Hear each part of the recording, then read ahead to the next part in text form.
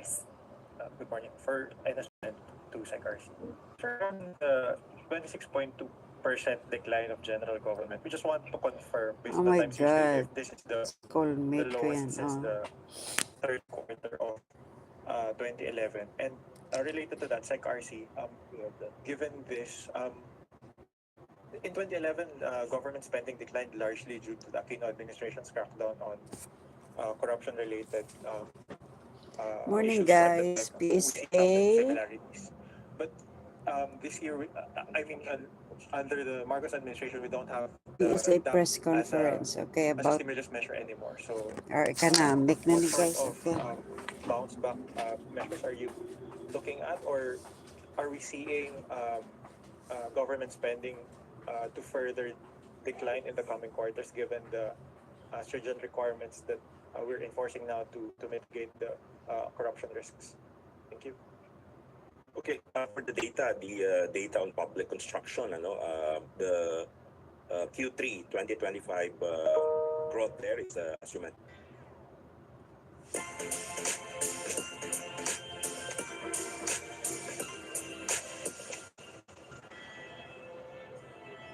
灣仔碼頭全新珍寶丁餃，蒸餃？丁餃蒸㗎係嘛？啲皮咁濕潤？係叮到精一樣啊！哇，好足料喎！全新珍寶丁餃，叮到精咁好食，仲有佢哋。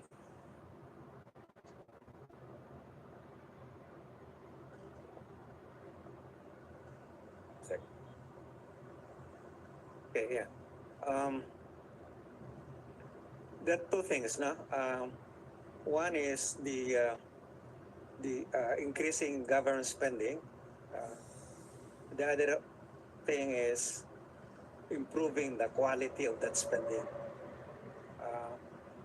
Both are important, and especially in the aftermath of these scandals, we see that there's so much space for improving the quality of spending, and that's what actually what we want. Even if we have to reduce the overall level of spending, if it's going to the right areas, right sectors, right priorities that we are working on, the impact of that and the overall economy and the inclusivity of that growth will be even greater. I would prefer that than just simply raising spending and for example, as we have been saying, we over the years in recent years have been aiming for 5 to 6% of GDP for infrastructure spending, right? Just to catch up with the rest of our neighbors, and we needed to do that for the next decade or so, right? But as we are seeing now, the productive capacity that we had wanted to happen was muted by all this corruption. So because the investment in infrastructure that we are trying to ramp up is supposed to enhance the capacity of the economy to produce more, to employ more, to generate higher quality jobs. But if these are not going, are creating that, then it's not the right spending. And that. On the other hand, what we are seeing is that there is a lot also of underspending in key priority areas of government for the remaining year, for this year. And that's what we are working on to ensure that those projects and programs that are clearly not involved with corruption should not be should be allowed to proceed, and they must be quickly implemented. And those projects that were already intended for 2025, that were already completed and are not involved with any of those red flags, they should be paid.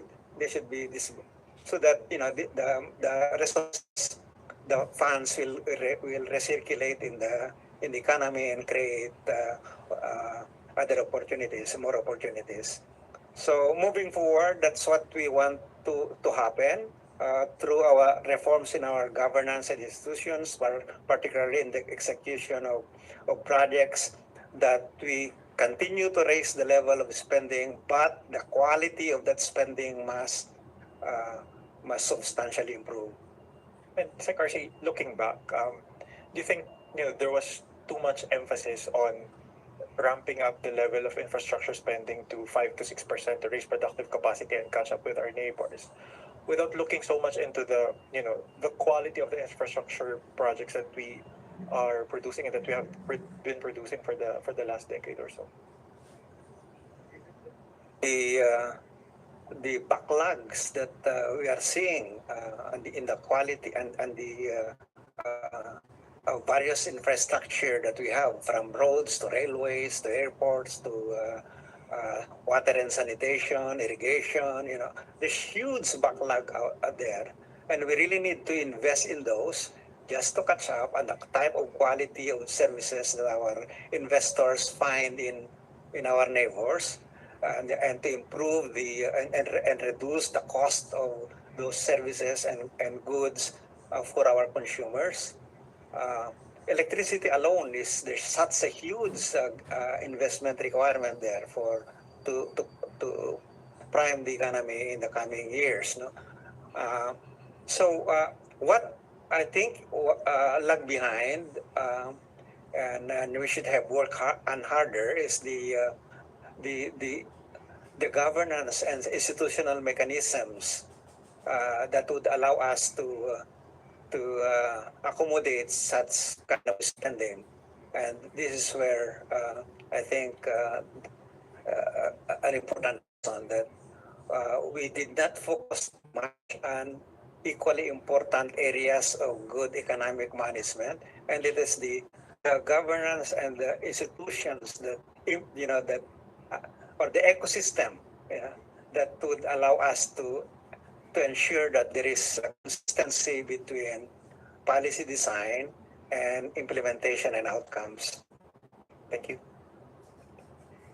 Yeah, I'd just like to correct the number. The date is correct at Q3 2011, but the number is minus 20.6%, not minus 22. So it's lowest since third quarter of 2011, where the growth rate during the time was recorded at negative 28.6%. Thank you. Thank you.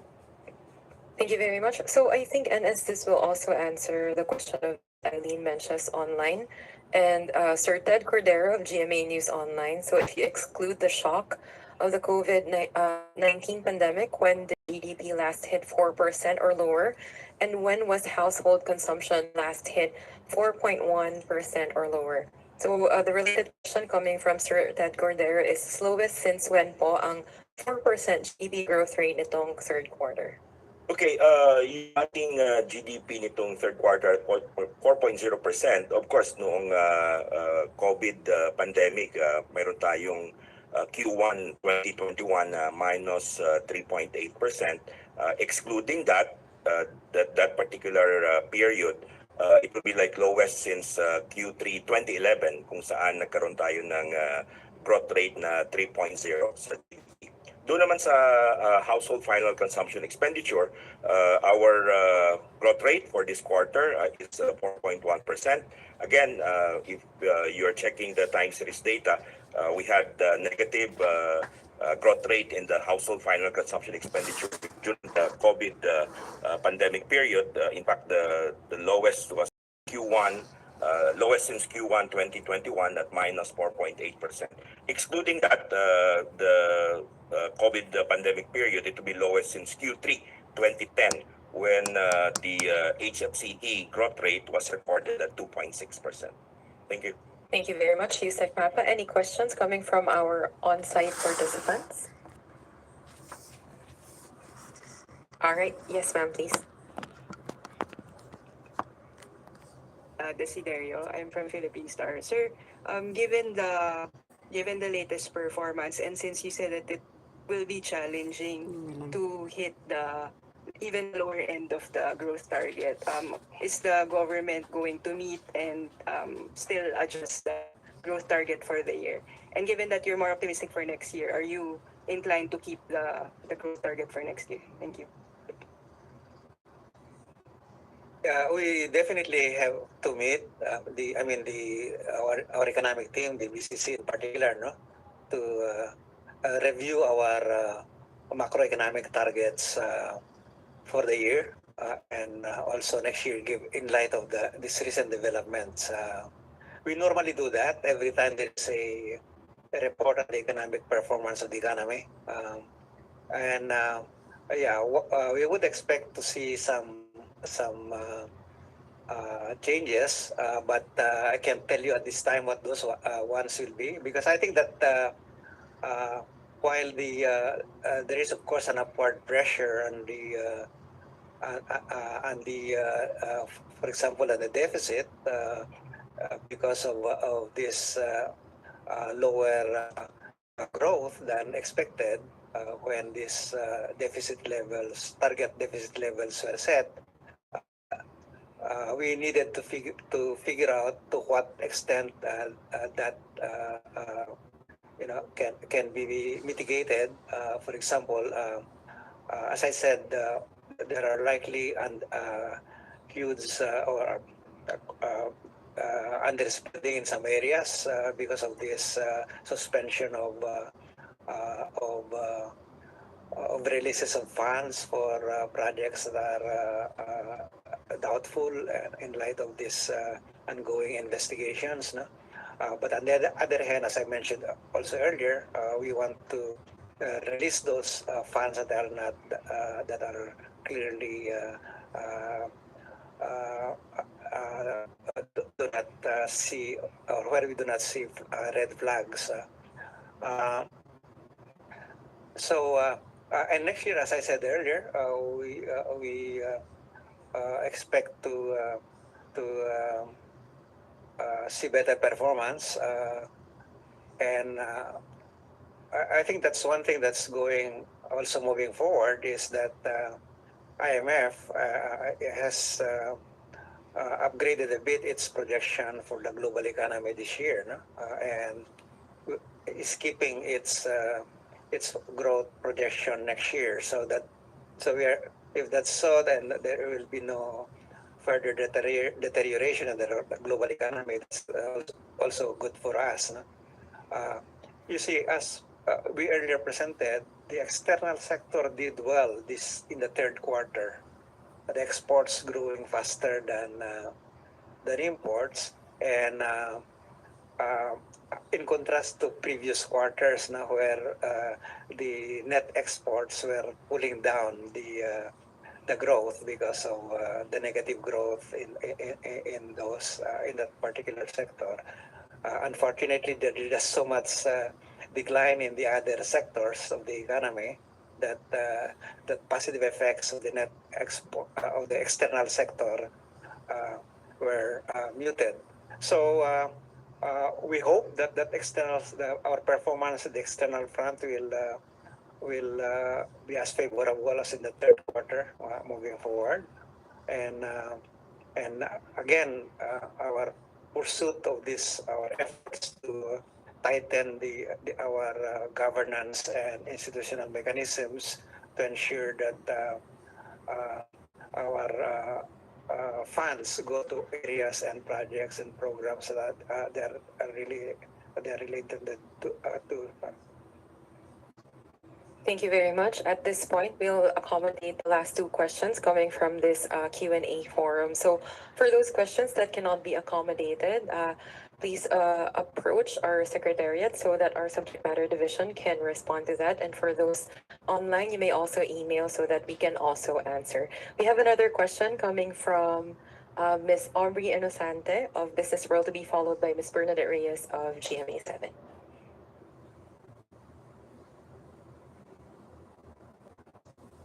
Okay.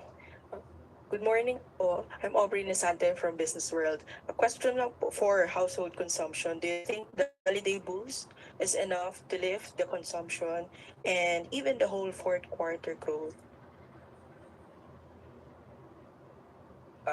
In the past, it does. It usually boosts the holidays, especially the long holidays. It usually boost performance in the fourth quarter. No? and I think that will continue. That will remain the same for this coming for 2025. There is another peculiar thing about our case as an economy, and that is the role of remittances, no? Especially during times when the economy is hit by shocks, no? And if these shocks are adverse, like the typhoons, for example, and we see a more altruistic altruistic motive coming into play, no, by members of households, increasing the rate of remittance to their members of households in the Philippines. So you might see that. I mean, hopefully we'll see that you'll have a faster growth of remittances in November, December than what we have seen in previous months. And that will certainly add to the upward pressure on consumption. Thank you. I have another question po. The upper end of the target, the 6.5, do you still see a 6% growth or even more than that still feasible po? Since you said that the 5.5% is challenging enough given the third quarter result po. Yes, sir. For 2025, the upper end of the 5.5 to 6. Yeah, realistically, I think that's a not quite likely because what that means is that the fourth quarter growth would have to be at least 6.9 or 6.8, no, 6.8%, and given the shocks that are happening at the moment that are expected to linger to the remaining weeks and before the year ends, that's quite challenging. But my own take is that if you can get at least to the fives, that would be a very good achievement, given the shocks that were not anticipated and that had happened, and so while we see the fourth quarter performance to be better than the third quarter, 6.8 maybe quite high, but again, we can be surprised as the current case is. Everybody was surprised with this number. Even ourselves in the economic team, for us, was so used to looking at the behavior of the economy, and yet you see such a major departure. Of course, it's unexpected. On the one hand, given what we were seeing, as I was saying about a week or two ago, with all these disruptions that's happening, you would expect some effects of that on the economy, and yeah. So the key is we need to recover from those lost grounds. We have already set the grounds for making that happen, and so moving forward, especially for in next year, we should be able to come stronger. All right, thank you very much. Next question coming from Ms. Bernadette Reyes of GMA7. Good afternoon. Good morning, everyone. Good morning, Secretary. I would like to withdraw my question. It has already been answered. All right, maybe we can accommodate the last one, but I think we have a question coming from Sir Ramon of Nikkei Asia, or would you defer? Okay, the last one would be coming from Ms. Denise Osorio of PTV4. Good morning po, sirs. I would just like to clarify po regarding the funding, the spending. Does this include the reallocation of funds coming from the DPWH that will be transferred or is currently being transferred to other departments? Yes, that forms part of it, but there are also, I think the performance of the agencies in the third quarter was affected not only in the public flood control projects, not only for the flood control projects, but also other projects that have particular infrastructure. No? So we are looking at the wider space, no, to ensure that we are spending those resources as they are intended to, provided that they meet those requirements, that they are not wasteful spending. Thank you very much, Secretary Balisacan. Dito na po nagtatapos ang ating open forum. Nais po naming pasalamatan ang ating mga resource persons, DepDev Secretary Arsenio M. Balisacan at PSA Undersecretary Claire Dennis S. Mapa. Maraming salamat din po sa iba pang mga opisyal ng DepDev at PSA na kasama natin ngayon. Gayon din po sa ating mga media partners na nakilahok sa press conference na ito ng Philippine Statistics Authority para sa 2025 third quarter performance of the Philippine economy. Sana po ay patuloy niyo kaming suportahan. Maaari niyo pong bisitahin ang Philippine Statistics Authority website sa www.psa.gov.ph para sa karagdagang updates. Muli, ako po si Nicole Navea mula sa PSA. Magandang umaga sa ating lahat.